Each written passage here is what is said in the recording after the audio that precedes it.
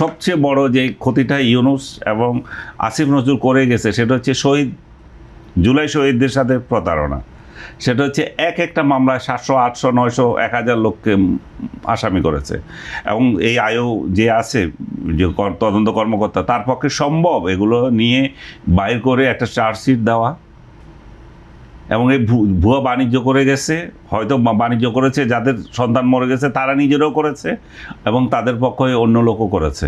তো এই যে একটা বিরাট একটা গ্যাঞ্জাম তৈরি হয়ে গেছে আইন আদালতের,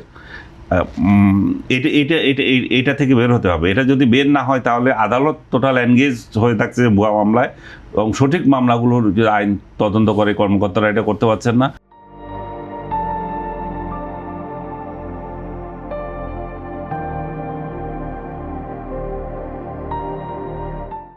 এতগুলো আমাদের আইন কর্মকর্তা নাই যারা এগুলো করার মতো। সরকারের এখানেও মনোযোগ দেওয়া দরকার, তাদেরকে একটা রিলিফ দেওয়া দরকার। তারাও এই ভুয়া মামলা কতবার চালাবে। এবং দুর্ভাগ্য হচ্ছে যে আগে ভুয়া মামলা যখন জামিনও পেয়েছে তখন এই আসিফ নজরুল বলেছে যে এই মামলা জামিন দিয়ে দেওয়া হচ্ছে কেন। এখন যে সমস্যাটা তৈরি হচ্ছে এটা একটু প্রসিকিউশন এবং ওসিগুলা, আপনি মামলা আপনার 3টা মামলা দেওয়া হলো, 3টাতে আপনি জামিন পেলেন। জামিন পাওয়ার পর এখন প্রসেস করছে 12 ধাপ থাকবে, বিভিন্ন জায়গায় এজেন্সি অমুক তমুক জায়গায় পাঠাবে। এর মধ্যে পুলিশও আছে, পুলিশ থানা আছে।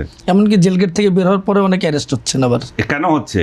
কারণ হচ্ছে যে এই থানাওয়ালা আবার নতুন করে একটা মামলা দিচ্ছে যতক্ষণ পর্যন্ত তাকে কন্ট্যাক্ট করা না যাচ্ছে। আমি ভেরি রিসেন্টলি আমাদের আইনমন্ত্রী বলেছেন যে এটাকে আমরা কমিয়ে 12-13 ধাপ থেকে 3 ধাপে নিয়ে এসেছি।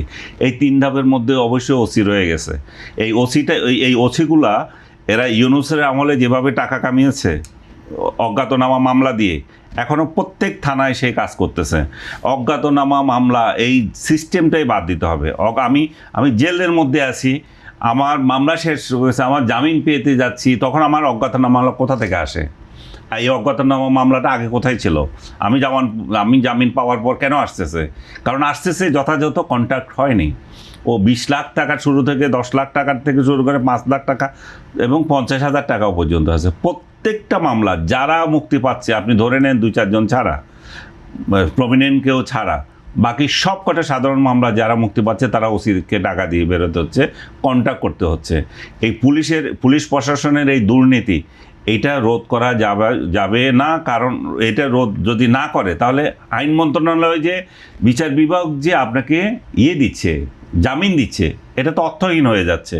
তার মানে আপনাকে বিচার বিভাগ জামিন দিচ্ছে, আপনার স্বরাষ্ট্র মন্ত্রণালয় আবার আটকিয়ে দিচ্ছে। তো তার মানে এই 2 জায়গার একটা সমন্বয় দরকার। এবং আপনি এই যে জেলখানায় পড়তেছে এই জন্য শুধু আইন মন্ত্রণালয়কে দায়ী করা যায় না। আইন মন্ত্রণালয় বলবে যে আমি তো তাকে বিচার দিয়েছি, আমি তাকে জাস্টিস দিয়েছি, সে বের হয়ে যাচ্ছে, এখন তাকে ধরছে কে? তাকে ধরছে স্বরাষ্ট্র মন্ত্রণালয়। তো এই চোরগুলোকে যদি ঠিক না করা যায় এবং এই ব্যাপারে যদি পদক্ষেপ নেওয়া না যায় তাহলে, এবং এর সঙ্গে জড়িত আছে প্রসিকিউশন, আর তারপরে সরকারের এই যে পুলিশ, তারপরে জেল কর্তৃপক্ষ। আপনি যে বললেন জেলখানা থেকে বের হতে পরবর্তীতে ধরে পেলে, ওইটাও বললাম। ওই যে আফতাবরা যারা বসে আছে, যে ডেপুটি জেলার যার কথা বললাম, এই আফতাবগুলো তখন এটা নিয়ে তদবির হয়, তাদের কাছে টাকা না গেলে তখন জেলখানার সামনে থেকে আবার ধরে নিয়ে যায়।